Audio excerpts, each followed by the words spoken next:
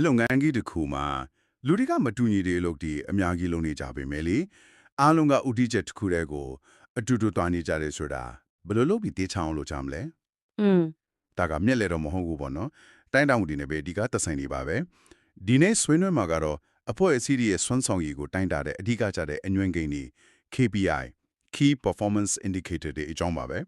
ကျွန်တော်တို့ရဲ့အရင်ကြီးကတော့ KPI ဆိုင်ရာတင်နန်းပို့ချချက်မှတ်တမ်းတစ်ခုကြည့်ပါတယ် ဟုတ်ပါတယ်အရင်မြစ်ထဲမှာတော့ KPI ကိုဖွင့်ဆိုထားတာကလေအဖွဲ့အစည်းတစ်ခုရဲ့လက်ရှိနဲ့အနာဂတ်အောင်မြင်မှုအတွက်အရေးကြီးဆုံးဖြစ်တဲ့စွမ်းဆောင်ရည်ကဏ္ဍလေးကိုအဓိကထားတိုင်းတာတဲ့အညွှန်းတင်းများပေါ့။အိုးနည်းနည်းတော့စာစနေနော်ဟုတ်တယ်စဆက်နေပိုရှင်းအောင်ပြောရရင်ငါတို့တကယ်ရောအလုပ်ဖြစ်ရလားဆိုတဲ့မေးခွန်းကိုကိန်းကနန်းနေနေဖြည့်တာပါပဲ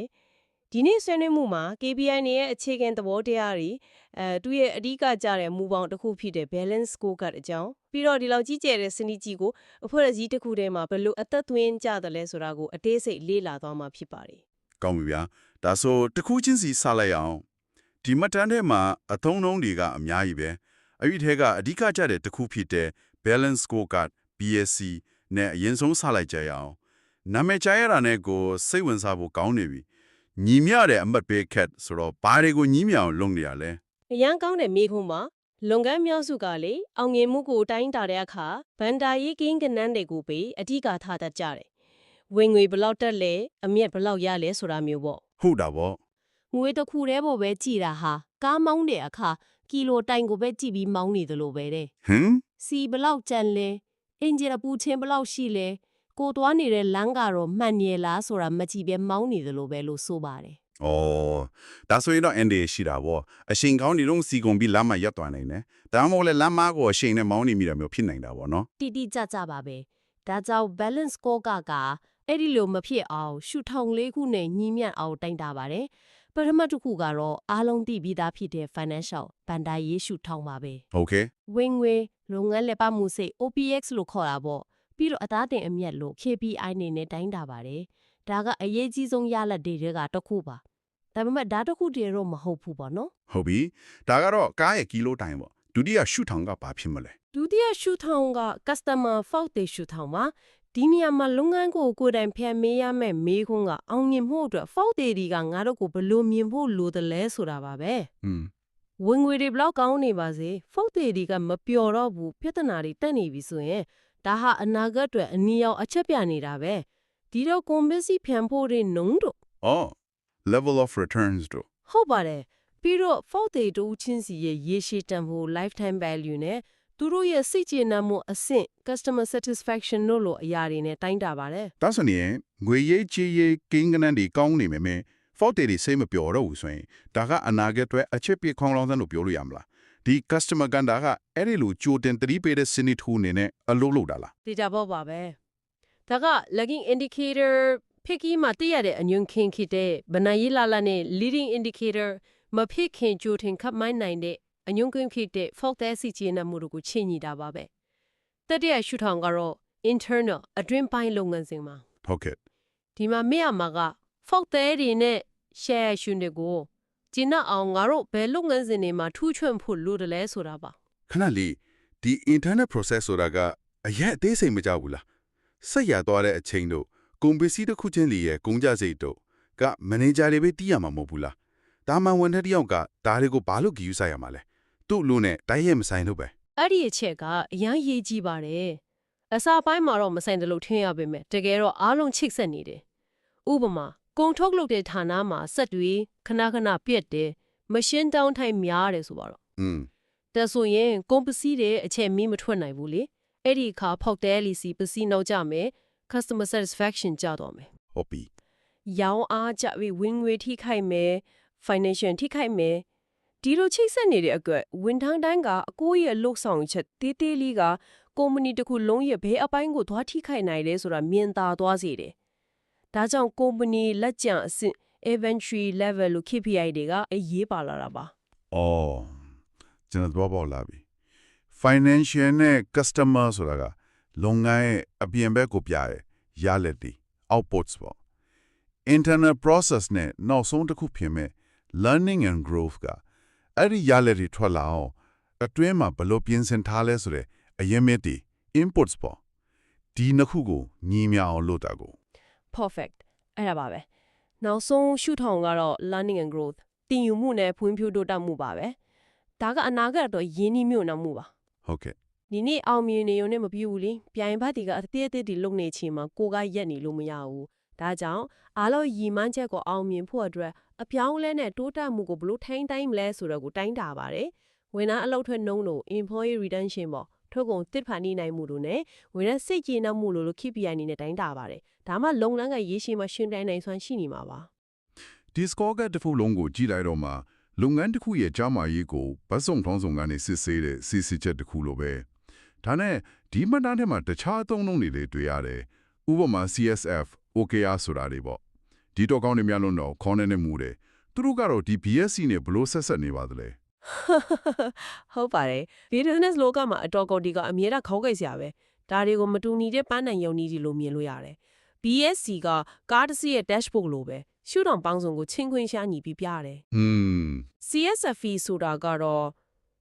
ဒီပန်းနိုင်ရောက်ဖို့ဘာတွေကမဖြစ်မနေအရေးကြီးဆုံးလဲဆိုတဲ့အချက်တီကိုထုတ်ပြတာ OKR ကတော့ Google Map လိုပဲဘယ်ကိုသွားမလဲဆိုတဲ့ objective နဲ့ရောက်ပြီလားဆိုတာဘယ်လိုသိမလဲဆိုတဲ့ key results ကိုပဲရှင်းရှင်းလေးအဓိကထားတယ် ဟော အားလုံးကပန်းတိုင်ရောက်ဖို့ပါပဲချင်းကပ်ပုံနည်းနည်းကွာသွားတာပါ Okay ဒီ balance scorecard ဆိုတာကအားလုံးကိုဥတီချက်တစ်ခုတည်းမှာထားဖို့အတွက်ဆွဲထားတဲ့မြေပုံကြီးလိုပဲဒါပေမဲ့မြေပုံရှိုံနဲ့တော့ခီးမြောက်ဘူးလေဒီလိုကြီးကျတဲ့မြေပုံကိုလက်တွေ့မှာဝန်ထမ်းတိုင်းကသူနဲ့ဆိုင်တဲ့လမ်းကိုဘလို့ထိပြီးလိုက်လျှောက်နိုင်ပါလဲ CEO ရဲ့ညီမန်းချက်က reception ကဝန်ထမ်းတယောက်ရဲ့နေ့စဉ်အလုပ်နဲ့ဘလို့လာပြီးချေဆက်မလဲ အဲ့လာကိုဒီမတန်တဲမှာ cascading and alignment လို့သုံးနှုန်းထားပါတယ်အစင်းစင်းတာဝန်ချပေးခြင်းနဲ့ကိုက်ညီမှုရှိစေခြင်းပေါ့ဒါကမိသားစုတစ်ခုမှလို့ပဲ ဥပမာလေးနဲ့ပြောပြပါဦး အဖေမိကဒီနမငွေစုမယ်ဆိုတဲ့ရီမန်းချက်ကြီး corporate KPI ချလိုက်တယ်ပြီးတော့သားသမီးတွေကိုမင်းကမုံဖိုးသုံးလာရှော့ဒါက department KPI နောက်တစ်ယောက်ကအချိန်ပိုင်းအလုံးလို့ဒါကနောက် department KPI အဲ့လိုတာဝန်ခွဲပေးလိုက်တယ်လို့ပဲ ဘောပါပြီလူတိုင်းလုပ်နေတဲ့အလုပ်သေးသေးလေးတွေကမိသားစုရဲ့ညီမန်းချက်ကြီးကိုအထောက်အကူပြုနေတယ်ဆိုတာရှင်းသွားရောဒီလိုပဲ corporate အဆင့်ကနေ business unit တွေစီအဲ့ဒီကနေ department အဆင့်အထိညီမန်းချက်တွေကရေတံကုန်လို့အဆင့်ဆင့်စီးဆင်းသွားရမှာပါ ဒီလိုဆိုရင်တော့ဖွဲ့စည်းတစ်ခုလုံးကတသားတည်းဖြစ်သွားမှာပေါ့ဒါပေမဲ့ဒီလုပ်ငန်းစဉ်ကြီးတစ်ခုလုံးကိုဘယ်သူတွေကအတိကတာဝန်ယူလှုပ်ဆောင်ကြမလဲဒီလိုစနစ်တစ်ခုတီးဆောက်ပြီးလဲပါထိုးဆိုတာလူတစ်ယောက်နေရောက်နေတော့မဖြစ်နိုင်တော့ဘူး ဟုတ်ပါတယ်ဒီမှာတန်းမှာအဓိကအဖွဲ့၃ဖွဲ့ကိုမိမောင်းထုတ်ပြထားတယ်ပထမဆုံးက KPI implementation team အကောင်အထည်ဖော်ရေးဖွဲ့မှာသူတို့ကဒီလုပ်ငန်းစဉ်ကြီးတစ်ခုလုံးကိုအစဖြိုးပေးတဲ့သူတွေဘိတ်သူကားတယ်ပေါ့ တွေးသူကတယ်ဟုတ်ပဲဒီမတန်းထဲမှာသုံးသွားတဲ့စကလုံးကေကေတစ်ခုကတော့ KPI architect KPI ပိတ်သူကတဲ့သူတို့က project ကိုစတင်ပြီးတော့ဝန်ထမ်းတွေအတွက်လိုအပ်တဲ့တင်နန်းတွေစီစဉ်ပေးရတယ်ပြီးတော့အတည်ပြုထားတဲ့ KPI တွေကိုအားလုံးပြင်ကြည့်လို့ရတဲ့ KPI library ဆိုတဲ့နေရာမှာစနစ်တကျထိန်းသိမ်းရပါတယ် KPI library ဆိုတော့အဖွဲ့အစည်းတစ်ခုလုံးကသုံးနေတဲ့ KPI တွေကိုဒီနေရာထဲမှာစုစည်းထားတဲ့စာကြည့်တိုက်လို့ပေါ့ဒါမှဘယ်သူဘာလုပ်နေလဲဘယ်လိုတိုင်းတာနေလဲဆိုတော့အာရုံသိနိုင်မှာကောင်းပြီဒါကအစာဖြိုးတဲ့အဖွဲ့စနစ်တစ်ခုရှိပြီဆိုရင်အဲ့ဒီစနစ်တန်းအာရုံလိုက်လို့ရဲလားဆိုတာစစ်စစ်ဖို့လိုမယ်ထင်တယ် တိကျပါတယ်အဲ့ဒါဒုတိယအဖွဲ့အဖြစ်တဲ့ KPI audit team စစ်ဆေးရေးအဖွဲ့ရဲ့အဓိကတန်ဖိုးပဲသူတို့ကတာဝန်ယူမှုတာဝန်ခံမှုကိုတေးကြအောင်စစ်ဆေးတဲ့အဖွဲ့ပါသူတို့မရှိရင် KPI တွေကရန်ပေါ်ကဆောင်ဖို့လှလှလေးတွေဖြစ်သွားလိမ့်မယ်ဒီအဖွဲ့ကပြောနေတဲ့အတိုင်းတကယ်လို့ရလားရလာတဲ့အချက်လက်တွေကတကယ်မှန်ကန်ရဲ့လားဆိုတော့ကိုစစ်ပေးတဲ့အထွတ်အဖွဲ့အစည်းတစ်ခုလုံးမှာထိရောက်မှုတကယ်တက်လာတာသူတို့ကစာရွက်စာတမ်းတွေအချက်လက်တွေကိုတုံးတက်တယ်သတ်မှတ်ထားတဲ့လမ်းညွှန်ချက်တွေနဲ့ကိုက်ညီမှုရှိမရှိဆုံးဖြတ်ပြီးတိုးတက်ဖို့အတွက်အကြံပြုချက်တွေပေးရပါတယ် ဒါဆိုရင်ဒီဖွဲ့ကလုပ်ငန်းစဉ်တစ်ခုလုံးမမှန်ကန်ကန်လဲပတ်နေရလားဆိုတာကိုစောင့်ကြည့်ပေးတဲ့အတိုင်းလူကြီးလိုမျိုးပေါ့တတိယဖွဲ့ကတော့ KPI management team လို့ဆိုထားတယ်သူတို့ကတော့အရေးကြီးဆုံးဆုံးဖြတ်ချက်တွေချရတဲ့တူတူထင်မယ်ထင်တယ် ဟုတ်ပါတယ်သူတို့ကတော့နောက်ဆုံးအဆုံးဖြတ်ပေးတဲ့အဖွဲ့ပါသူတို့ရဲ့အဓိကတာဝန်တွေကတော့ဌာနအတီးတီကတင်ပြလာတဲ့ KPI ပန်းတိုင်တွေကိုအတီးပြုတ်ပေးတယ်အစိုးရပြောခဲ့တဲ့ CSF critical success factors တွေနဲ့လှုပ်ဆောင်မှုတွေကိုထောက်ခံကူညီတယ်စစ်စေးရဲ့အဖွဲ့အစီရင်ခံစာကိုခွဲခြမ်းသုံးသပ်ပြီးတော့ performance standards တွေကိုပုံမှန်သုံးသပ်ပြီးလက်ရှိအခြေအနေနဲ့ကိုက်ညီအောင်လိုအပ်တယ်လို့ပြင်ဆင်တာမျိုးတွေလုပ်ရပါတယ် ဒီအဖွဲ့ထုံးဖွဲ့ကဆက်သွားတယ်လို့တစ်ခုနဲ့တစ်ခုချိတ်ဆက်ပြီးအလုံးလုံးမှ KPI စနစ်တစ်ခုလုံးအောင်မြင်နိုင်မှာပေါ့ မှန်ပါတယ် ဒါတဲ့အားလုံးကိုခြုံပြီးပြောရရင်ဒီလိုပိတ်တုကာတွေစာကြီးတိုက်တွေစစ်စရဲ့အဖွဲ့တွေနဲ့ရှိုးထွေးထွေးလှုပ်ဆောင်ရတဲ့တကယ်လက်တွေ့မှာဘယ်လိုအချိုးကျေးဇူးတွေရနိုင်မလဲဒီလုံးအားစားရတာနဲ့တန်းရဲ့လာပေါ့ ဒီမှတ်တမ်းမှာဖော်ပြထားတဲ့အကျိုးကျေးဇူးတွေအများကြီးရှိပါတယ်အဓိကအကျိုးကျေးဇူးတစ်ခုကတော့ရှင်းလင်းမှုနဲ့အာရုံစိုက်မှု clarity and focus ပါပဲ ဟုတ်ကဲ့ အရင်တော့ဝန်ထမ်းတွေကငါတို့ဘာလို့ဒီအလုပ်ကိုလုပ်နေရလဲဆိုတာမရှင်းမလင်းယူတတ်တယ် KPI စနစ်ရှိလာတဲ့အခါလူတိုင်းကကိုလုပ်နေတဲ့အလုပ်ကကုမ္ပဏီရဲ့ရည်မှန်းချက်ကြီးနဲ့ဘယ်လိုဆက်ဆက်နေလဲဆိုတာရှင်းရှင်းလင်းလင်းမြင်လာတယ်ဒါကြောင့်မလိုအပ်တဲ့အလုပ်တွေကိုပါပြီးအရေးကြီးတဲ့လုပ်ငန်းတွေစီကိုပဲအာရုံစိုက်နိုင်လာပါတယ် ဒါကတော်တော်အရေးကြီးပါတယ်လူတွေကကိုလုံနေတဲ့အလုပ်ကအတိတ်ပဲရှိတယ်လို့ခံစားရရင်ပိုပြီးအားတတကြွကြွလှုပ်ဆောင်ကြတယ်နောက်တဲ့အကျိုးကျေးဇူးကတော့ နောက်တစ်ခုကတော့ဆုံးဖြတ်ချက်ချမှတ်မှု decision making ကိုပိုကောင်းမွန်လာစေတာပါအရင်ကဆိုရင်အစည်းအဝေးတွေမှာကျွန်တော်ထင်တယ်ကျမထင်တယ်ဆိုပြီးကိုယ့်အထင်နဲ့ကိုပြောကြတယ် ဟုတ်တယ် KPI ရှိလာတဲ့အခါအချက်အလက်တွေရဆိုပြီးပြောလို့ရလာတယ်ခံမှန်းချက်တွေနဲ့ဆုံးဖြတ်တာမျိုးမဟုတ်ပဲအချက်လက်ပေါ်ခြေခံပြီးဆုံးဖြတ်ချက်တွေကိုပုံမလျင်မြန်တွက်လက်စွာချမှတ်နိုင်ကြတာပေါ့ဒါကလုပ်ငန်းတစ်ခုလုံးကိုပို့ပြီးချိရောက်စေတာပေါ့ အချက်လက်နဲ့ဘလို့တော့ငင်းခုန်ရတာတွေလည်းနဲသွားတာပေါ့တိုင်းတာနိုင်စွမ်းကတော့ဘယ်လိုရှိမလဲတချို့တိုင်းတာမှုတွေကအရာရှုပ်ထွေးတတ်တယ်လေ ဒီ KPI စနစ်ရဲ့အားတာချက်တစ်ခုကတိုင်းတာရလွယ်ကူပြီးငွေကြေးပိုင်းရောလုပ်ငန်းလက်ပတ်မှုတိုင်းကိုပါတိုင်းတာနိုင်တာပါပဲ balance scorecard မှာမြင်ခဲ့တဲ့အတိုင်းပဲ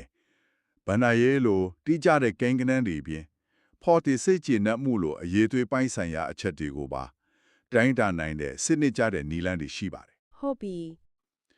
နောက်ဆုံးအနေနဲ့ပူးပေါင်းဆောင်ရွက်မှု collaboration ကိုလည်းအားပေးပါတယ်ဥပမာ marketing ဌာနရဲ့ KPI အရေးသွေးကောင်းတဲ့ list တွေရှာပေးဖို့က sales ဌာနရဲ့ KPI ရောင်းအားတက်ဖို့အပေါ်မှာတိုက်ရိုက်မှုတည်နေတယ် အိုး ဒီလိုချိတ်ဆက်ထားတဲ့အတွက်ဌာနတွေကအချင်းချင်းပြိုင်ဘက်တွေလို့မဟုတ်တော့ပဲပိုပြီးညှိနှိုင်းဆောင်ရွက်လာကြပါတယ်ဒီနေ့ဆွေးနွေးမှုကိုပြန်ချုပ်ရရင် KPI ဆိုတာငါတို့တကယ်ရောအလုပ်ဖြစ်ရလားဆိုတာကိုဖြေရှင်းတဲ့စနစ်တစ်ခုကနေစပြီးလုပ်ငန်းတစ်ခုရဲ့ကျန်းမာရေးကိုရှုထောင့်ပေါင်းစုံကနေကြည့်တဲ့ balance scorecard ကြောင့်အဲ့ဒီ scorecard ထက်ကဘဏ္ဍာရေးဖောက်တဲ့အတွင်းပိုင်းလုပ်ငန်းစဉ်နဲ့တင်ယူမှုနဲ့ဖွံ့ဖြိုးတိုးတက်မှုဆိုတဲ့ရှုထောင့်လေးခုဘလောက်အရေးကြီးလဲဆိုတာကိုလေ့လာခဲ့တယ် ဟုတ်ပါတယ် ပြီးတော့အဖွဲ့အစည်းတစ်ခုလုံးမှာအပေါ်ကနေအောက်ခြေအထိရည်မှန်းချက်တွေဘလို့အစင်းစင်ချိတ်ဆက်ထားလဲဆိုတာနဲ့ဒီစနစ်ကြီးတစ်ခုလုံးလေပတ်နိုင်အောင်လှုပ်ဆောင်ပေးနေတဲ့အဖွဲ့တွေအကြောင်းကိုလေ့လာကြပါတယ် စဉ်းစားပုံမျိုးကိုဘယ်နေရာမှာမဆိုအသုံးချလို့ရပါတယ်အစောပိုင်းမှာပြောခဲ့သလိုကိုယ်ပိုင်ဘဝအတွက် life score ခါတစ်ခုဖန်တီးကြည့်လို့ရတယ်ကိုယ်ပိုင်ဘဝမှာရေးရှည်ကြီးမုံချက်တစ်ခုကိုအကောင့်ထဲပေါ်ဖို့စူးစမ်းနေသူတိုင်းရဲ့အတွက်စဉ်းစားစရာမေးခွန်းတစ်ခုကတော့ငါအတွက်တကယ်တိုးတက်မှုကိုထင်ဟပ်စေအရေးကြီးဆုံးတိုင်းတာမှုအငင်းကင်းတွေကဘာတွေဖြစ်မလဲဆိုတာပါပဲ စိတ်ဝင်စားဖို့ကောင်းတယ်ဆိုတော့ financial ကဏ္ဍမှာကိုယ့်ရဲ့စုငွေရင်းနှီးမြှုပ်နှံမှုတွေဖြစ်နိုင်တယ် customer ကဏ္ဍမှာမိသားစုတငယ်ချင်းတွေနဲ့ဆက်ဆံရေးရဲ့အရေးအသွေးဖြစ်နိုင်တယ် ဟုတ် internal ကဏ္ဍမှာကိုယ့်ရဲ့ကျန်းမာရေးအလေးအကျင့်ကောင်းနေဖြစ်နိုင်ပြီ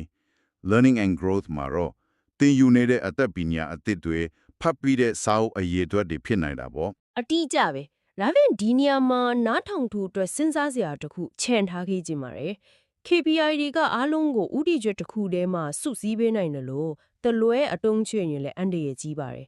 good hearts law ဆိုတာရှိတယ် good hearts law ဟုတ်တိုင်းတာမှုတစ်ခုကပန်းတိုင်ဖြစ်သွားတဲ့အခါအဲ့ဒီတိုင်းတာမှုကကောင်းမွန်တဲ့တိုင်းတာမှုတစ်ခုမဟုတ်တော့ဘူးလေဆိုလိုတာကလူတွေဟာပန်းတိုင်လိုရောင်းဖို့ထက်တိုင်းတာခံရတဲ့ဂင်းကနန်းကိုပဲအာရုံစိုက်သွားတတ်ကြတယ်အဲ့ဒီတော့ကိုဘွားအတွက်ပဲဖြစ်ဖြစ်အလုပ်အတွက်ပဲဖြစ်ဖြစ် KPI နဲ့တတ်မှတ်တဲ့အခါဒီ KPI ကငါတကယ်လို့ခြင်းတဲ့အပြုအမူကိုအားပေးရလားဒါမှမဟုတ်လမ်းလွှဲရောက်သွားစေနိုင်သလားဆိုတာကိုအမြဲတမ်းပြန်လဲသုံးသပ်ဖို့တိုက်တွန်းရင်ညီကုန်းချုပ်ချင်ပါတယ်